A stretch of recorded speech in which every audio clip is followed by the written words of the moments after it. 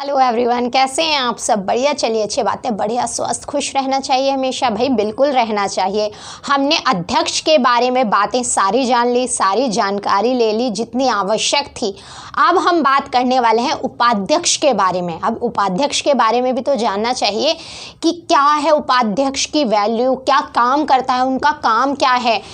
अगर वो पीठासीन अधिकार के रूप में कार्य नहीं कर रहा है तब उसका क्या रोल होता है। तो ये सारी बहुत सारी बातें हैं जो हम आज अपनी इस लेक्चर में जानेंगे। टेंशन मत लीजिए, उपाध्यक्ष से संबंधित ये एक ही लेक्चर है, इसी में कंप्लीट उपाध्यक्ष के बारे में जान लेंगे। अध्यक्ष की अनुपस्थिति में उपाध्यक्ष सदन की अध्यक्षता करते हैं, बिल्कुल ये सब जानते हैं।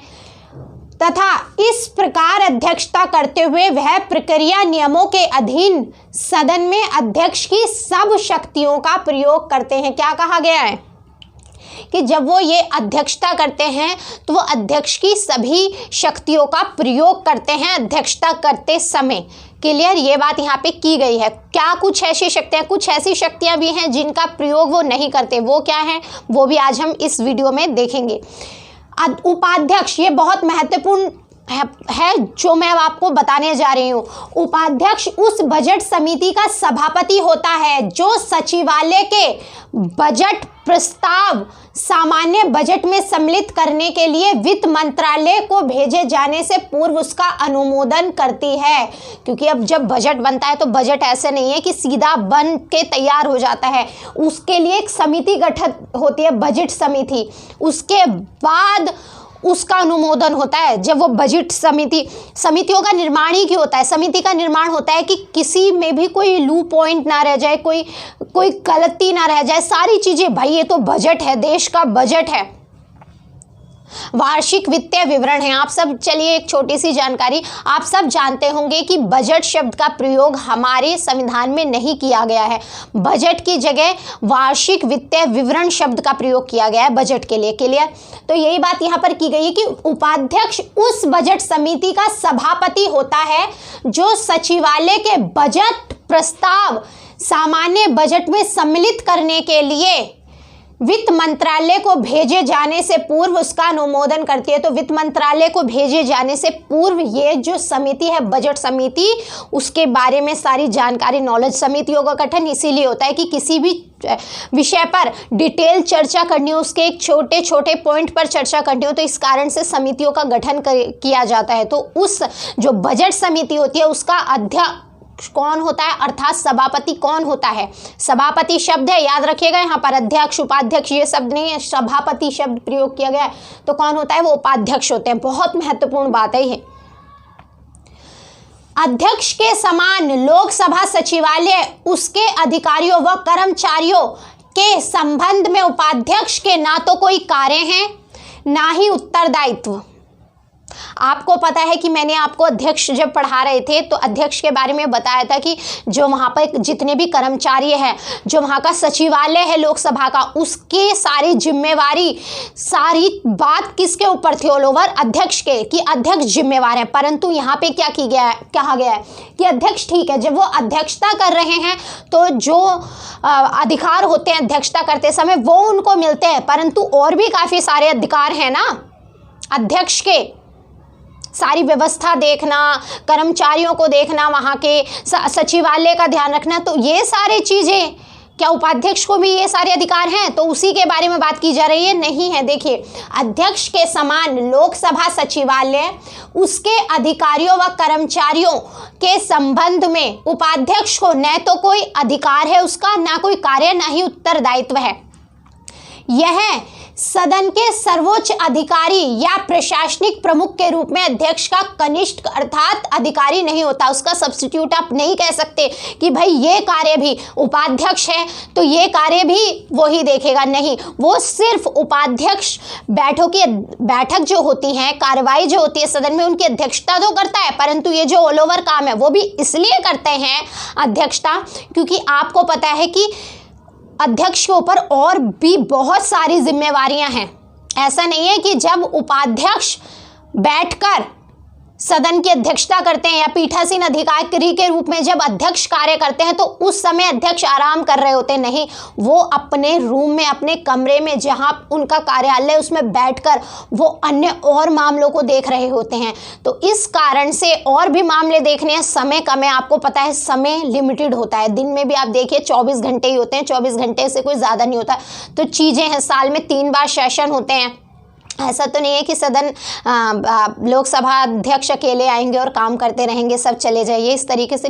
तो चीज़ें हैं, टाइम है, सब कुछ है, तो उसी टाइम में बाकी काम भी करने हैं। तब क्या होता है, तो उपाध्यक्ष को पीठासीन अधिकारी के रूप में कार्य करने के लिए बैठा देते हैं। बाकी सारी जो जिम्मेवारी है वो अध्यक्ष की ही होती है कि भाई वहाँ का सचिवालय, लोकसभा का सचिवालय, वहाँ के प्रशासनिक अधिकारी, तो उनसे संबंधित जितनी की ही भी जानकारी है, जो भी सारा कार्य, जानकारी, नॉलेज, उत्तरदायित्व, कार्य, सब कुछ वो अध्यक्ष के ऊपर ही होता है। परंतु सिर्फ इतना समझ लीजिए आप, वो अध्यक्षता इसलिए नहीं करते। आप देखते हैं, अगर आपने लोकसभा राज्यसभा चैनल देखा है, वहाँ पे कार्यवाही देखी है, तो बहुत कम ही नज़र आते हैं अध्यक्ष बैठे हुए पीठासीन अधिकारी के रूप में, अर्थात बहुत कम कार्रवाइयों में बैठे हुए नजर आते हैं। ज़्यादातर उपाध्यक्ष होते हैं। क्यों? क्योंकि वो अपना और कार्य देख रहे होते हैं उसी समय पर। ऐसे नहीं है कभी आप सोचें कि भाई उपाध्यक्ष बैठ गए तो वो क्या कर रहे होते हैं। तो यहीं पर यह कहा गया है कि कोई कार्य ना, वो सदन के सर्वोच्च अधिकारी या प्रशासनिक प्रमुख के रूप में अध्यक्ष का कनिष्ठ अधिकारी नहीं होता। तो आपसे पूछा जा सकता है कि क्या उपाध्यक्ष सदन के सर्वोच्च अधिकारी या प्रशासनिक प्रमुख के रूप में भी अध्यक्ष का कनिष्ठ अधिकारी होता है, सब्स्टिट्यूट होता है, या उसके बिहाफ पर काम कर सकता है? तो बिल्कुल नहीं, वो सारी पावर उन्हीं के हाथ में है।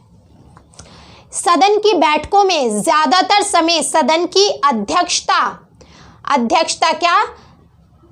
सदन की बैठकों में ज्यादातर समय सदन की अध्यक्षता उपाध्यक्ष ही करते हैं। यही बात मैंने आपको अभी बताई है कि ज्यादातर समय अगर आप चैनल देखिए, जब आप पार्लियामेंट पढ़ रहे हैं या फिर पढ़ के जब कंप्लीट कर ले तब देख लीजिए, वरना अगर आप अब भी देखेंगे तो आपको चीज़ें समझ में आएंगी, अगर आपने चीज़ें अच्छे से पढ़ी हैं ध्यान लगाकर।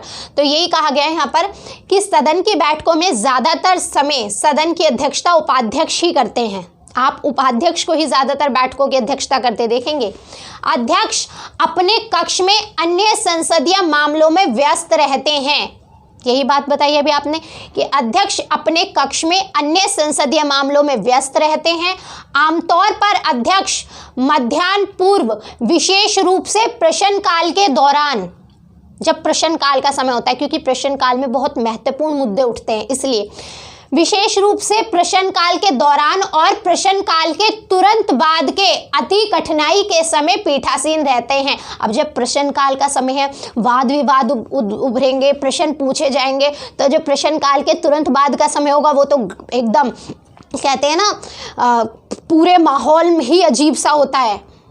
कहते हैं ना, सारे माहौल इतना, अगर आप बैठक में देखेंगे तो कई बार ऐसा लगता है कि पता नहीं ये लोग क्या कर देंगे, इतना माहौल, इतना अजीब सा माहौल, इतने सब एक दूसरे पे चिल्लाते, चीज़ें कोई किसी की नहीं सुनता। मतलब क्योंकि आरोप प्रत्यारोप होते हैं, चीज़ें होती है, सवाल पूछे जाते हैं, वाद विवाद होता है, तो इस कारण से माहौल एक, आप कहते हैं ना, अजीब माहौल बन जाता है। अगर प्रश्न पूछ लिया जाए कैसा होता है, कहते हैं भाई माहौल बहुत भारी माहौल बन चुका है। तो उस माहौल को, मैंने आपको अध्यक्ष की क्वालिटी में भी ये बात बताई थी कि उस माहौल को वापस से आराम से लाना, उसमें हंसी मजाक में लाना, काम को, चीज़ें नॉर्मल कर देना। इस कारण से विशेष तौर पर क्या कहा गया है, मध्याह्न पूर्व, विशेष रूप से प्रश्नकाल के दौरान और प्रश्नकाल के तुरंत बाद के अति कठिनाई के समय पीठासीन रहते हैं अध्यक्ष। क्योंकि प्रश्नकाल में वाद विवाद होगा, प्रश्न उत्तर होंगे, क्वेश्चन आंसर होंगे, चीज़ें होंगी, कहते नहीं, यहाँ से भी उखाड़ते हैं, वहाँ से भी उखाड़ते हैं, सारे में से कहते हैं ये चीज़ ऐसे, वो चीज़, तो माहौल बहुत ही ज़्यादा कठिनाई भरा हो जाता है, बहुत भारी हो जाता है। इस कारण से ज़्यादातर उस समय जो बैठक की अध्यक्षता करते हैं वो अध्यक्ष करते हैं, ताकि माहौल को नॉर्मल किया जा सके आराम से। क्योंकि कुछ भी हो, परंतु अध्यक्ष को कोई कुछ नहीं बोल सकता। अध्यक्ष की अपनी एक गरिमा है, एक वैल्यू है, एक बात है, एक उस पद की अपनी ही एक वैल्यू है। आप चाहे पक्ष से हो या विपक्ष से हो, किसी भी पार्टी से हो आप, और जो वहाँ पर बैठे हैं वो भी किसी पार्टी से नहीं रहते, वो सिर्फ संसद के लिए काम करते हैं। तो कोई भी उनकी कोई अभद्र व्यवहार नहीं कर सकता, कोई भी ऐसी बात नहीं कह सकता। तो इस कारण से सदन की अध्यक्षता उस समय अध्यक्ष करते हैं। याद रखिएगा, बहुत महत्वपूर्ण है बात है ये भी। अध्यक्ष दिन में किसी समय जब वह देखे कि, और ऐसा भी नहीं है कि सिर्फ यही समय फिक्स है, इसी समय आएंगे। जब अध्यक्ष को ऐसा लगेगा कि कुछ महत्वपूर्ण सवाल उठ रहे हैं, कुछ इस समय यहाँ बैठक में मेरा उपस्थित रहना आवश्यक है, कुछ महत्वपूर्ण मुद्दा उठ रहा है, कुछ महत्वपूर्ण बातें उठ रही हैं, तब उस समय भी अध्यक्ष बैठ सकते हैं अगर उनको ऐसा लगता है। तो यही बात यहाँ की जा रही है, अध्यक्ष दिन में किसी समय जब वह देखे कि किसी महत्वपूर्ण विषय पर चर्चा हो रही है या सदन में ऐसी स्थिति बन गई है जिसमें उनकी उपस्थिति आवश्यक है, तब वह सदन की अध्यक्षता कर सकते हैं। क्लियर? तो कोई बाउंडेशन नहीं है उन पर कि यही बैठेंगे प्रश्नकाल के। और हाँ, अब आप यहाँ पे प्रश्नकाल है कि प्रश्नकाल क्या होता है, ये सारी बातें देखिए संसद के एक एक शब्द के बारे में चर्चा करेंगे। समितियाँ कैसे बनती हैं, कौन कौन सी समिति होती हैं, ये प्रश्नकाल क्या होता है, शून्यकाल क्या होता है, इन सब के बारे में चर्चा करेंगे डिटेल दी। अभी सिर्फ उपाध्यक्ष देखते हैं, अब पार्लियामेंट पढ़ रहे हैं, डिटेल से अच्छे से पढ़ेंगे, उससे संबंधित कोई क्वेश्चन नहीं छूटेगा, आप टेंशन ना लीजिए। जिन विचाराधीन मामलों के संबंध में उपाध्यक्ष विनिर्णय देता है वह उन मामलों में तो अंतिम होता है। क्या कहा गया है कि जिन विचाराधीन, कुछ मामले जो विचाराधीन होते हैं, विचाराधीन यानी कि पेंडिंग में पड़ रहे हैं, विचाराधीन है, अभी उन पर निर्णय नहीं दिया गया, विचाराधीन है, और उन पर निर्णय किसने दे दिया? उपाध्यक्ष ने। तो वह उन मामलों में तो अंतिम होता है जिन मामलों में दिया है, परंतु अध्यक्ष प्रक्रिया की निश्चितता एवं प्रथा की समरूपता की दृष्टि से, यानी कि जो प्रक्रिया है वो निश्चित है, ठीक है, सही है, इस कारण से, और प्रथा को भी देखते हुए, एक प्रथा भी है ये, तो प्रथा की समरूपता की दृष्टि से भविष्य में वैसी ही परिस्थितियों में पालन के लिए सामान्य मार्गदर्शन कर सकते हैं। यानी कि कोई विचाराधीन मामला है, विचाराधीन मामले में विनिर्णय दे दिया उपाध्यक्ष ने, तो वो निर्णय अंतिम होगा बिल्कुल, परंतु वैसी ही परिस्थिति अगर दोबारा उत्पन्न होती है तो उसके लिए मार्गदर्शन दे सकते हैं कि ये चीज़ अगर होती है दोबारा तो आप इसमें थोड़ा ये चीज़ ऐसे करके, ये चीज़ वो करके, ऐसे आप ये चीज़ और कर सकते थे, ऐसा और हो सकता था, ये चीज़ें और करी जा सकती थी, तो उनका मार्गदर्शन कर सकते हैं कि ताकि भविष्य में अगर ऐसा परिस्थितियाँ, ऐसी बात दोबारा उठती है तो उसमें जब निर्णय दिया जाए तो ये चीज़ें ध्यान में रखी जाएं। ये बात यहाँ पर की जा रही है। अब दोबारा एक बार पढ़ लीजिए, देखिए, जिन विचाराधीन मामलों के संबंध में उपाध्यक्ष विनिर्णय देता है वह उन मामलों में तो अंतिम होता है, लास्ट होता है, परंतु अध्यक्ष प्रक्रिया की निश्चितता एवं प्रथा की समरूपता की दृष्टि से भविष्य में वैसी ही परिस्थितियों में पालन के लिए सामान्य मार्गदर्शन कर सकता है। क्लियर? उपाध्यक्ष अध्यक्ष के विनिर्णय के लिए कोई मामला रक्षित रख सकता है, यानी कि उपाध्यक्ष के सामने कोई ऐसा मामला आया है जिसको उपाध्यक्ष को ऐसा लगता है कि इस पर निर्णय, इस पर विचार वो अध्यक्ष के द्वारा किया जाना चाहिए, तो वो उसको बिल्कुल रक्षित रिजर्व रख सकते हैं। आपने देखा होगा राज्यपाल भी कुछ मामलों को राष्ट्रपति जी के लिए रखते हैं, रिजर्व में रक्षित रखते हैं ना, तो यही चीज़ यहाँ पे की जा रही है कि उनको ऐसा लगता है कि कोई ऐसा मामला है। अब जो राज्यपाल रखते हैं वो होता है संविधान से संबंधित, बहुत सारी बातें होती हैं, हम पॉलिटी में देखेंगे, परंतु सिर्फ मैंने एग्जाम्पल दिया है। पता होगा आपको कि भाई राज्यपाल रख सकते हैं, तो यहाँ पे इसी तरीके से उपाध्यक्ष रख सकते हैं रक्षित। अगर उपाध्यक्ष को ऐसा लगता है कि भाई इस पर निर्णय, इस पर विचार अध्यक्ष के द्वारा ही किया जाना चाहिए, वही अच्छा रहेगा, तो वो कोई मामला उनके विचार के लिए रक्षित रिजर्व रख सकते हैं। उपाध्यक्ष को सदन में बोलने का, सदन के विचार विमर्शों में भाग लेने का और सदन के समक्ष किसी प्रस्ताव पर सदस्य के रूप में मतदान करने का अधिकार होता है। क्योंकि आपको पता है कि हमेशा तो ज़रूरी नहीं कि हमेशा उपाध्यक्ष ही पीठासीन रहेंगे, उपाध्यक्ष अध्यक्षता करेंगे। अब जब सदन की अध्यक्षता अध्यक्ष के द्वारा की जा रही हो तब उपाध्यक्ष का क्या काम, क्या फिर वो ऐसे ही बैठे रहते हैं? नहीं, वो भी सदन के आम सदस्य की तरह, जैसे बाकी सांसद हैं उनकी तरह विचार विमर्श कर सकते हैं, सदन में बोल सकते हैं तथा साथ ही साथ मतदान भी कर सकते हैं। आपको पता है अध्यक्ष मतदान नहीं करते, अध्यक्ष वोट नहीं करते। अध्यक्ष तब वोट करते हैं जब मामला बराबर में हो, जैसे विपक्ष 25, पक्ष में भी 25, तो मामला तो बराबर हो गया।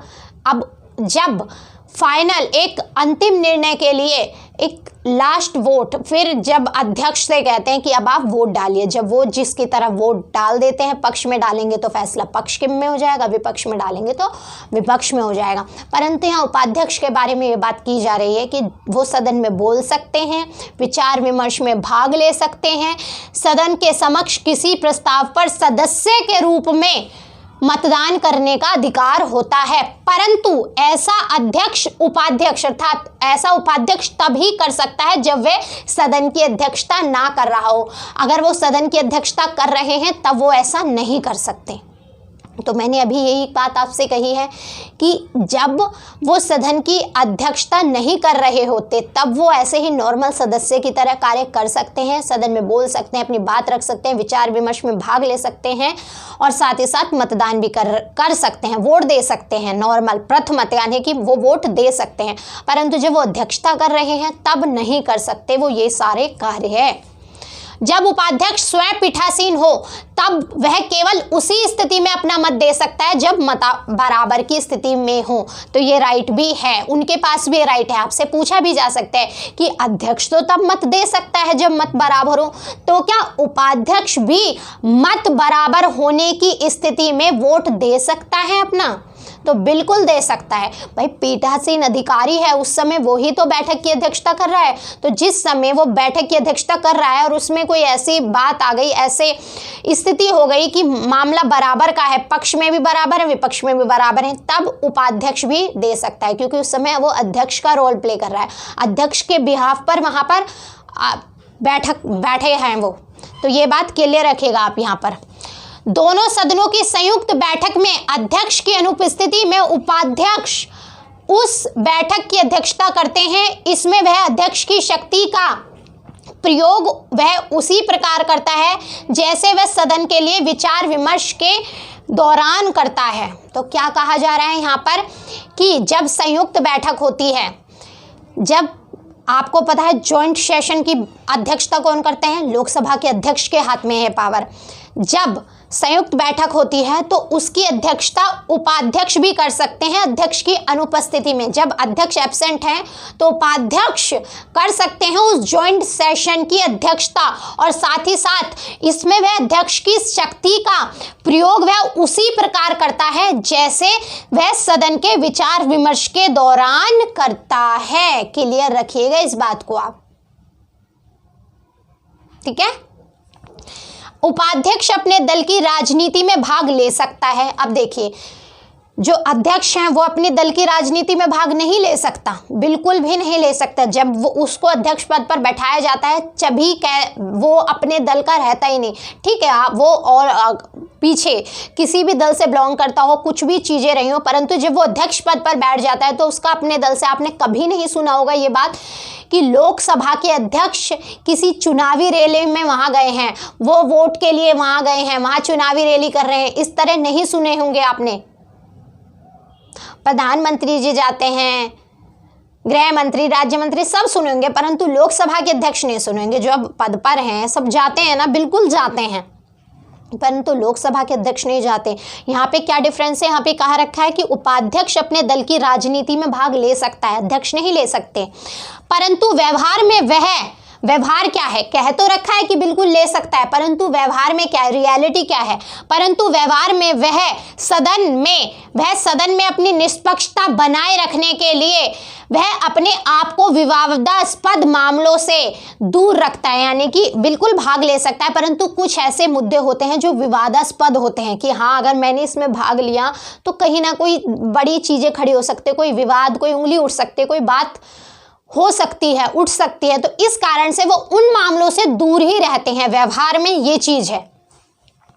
उपाध्यक्ष के पद का उद्भव केंद्रीय विधानमंडल के साथ ही हुआ। क्या कहा गया है? केंद्रीय विधानमंडल, आपको पता है इससे पहली वाले जब हमने अध्यक्ष कंप्लीट करा है लास्ट लेक्चर में, तब वहाँ पर बताया है केंद्रीय विधानमंडल का उद्भव कब हुआ। और साथ ही साथ अगर आप पार्लियामेंट की सीरीज शुरू से फॉलो कर रहे हैं तो भाभी आपको बताया है कि कब केंद्रीय विधानमंडल का उद्भव हुआ। तो यहीं पर बात की जा रही है कि जब से केंद्रीय विधानमंडल का उद्भव हुआ है, जब से वो शुरू हुआ है, तभी से उपाध्यक्ष के पद का भी उद्भव हुआ है, तभी से चला आ रहा है ये पद, ऐसा नहीं है कि बाद में बनाए उपाध्यक्ष। और साथ ही साथ अब इस पद को उपाध्यक्ष कहते हैं। 1947 से पहले अर्थात आज़ादी से पहले इसको वाइस प्रेसिडेंट के नाम से पुकारा जाता था।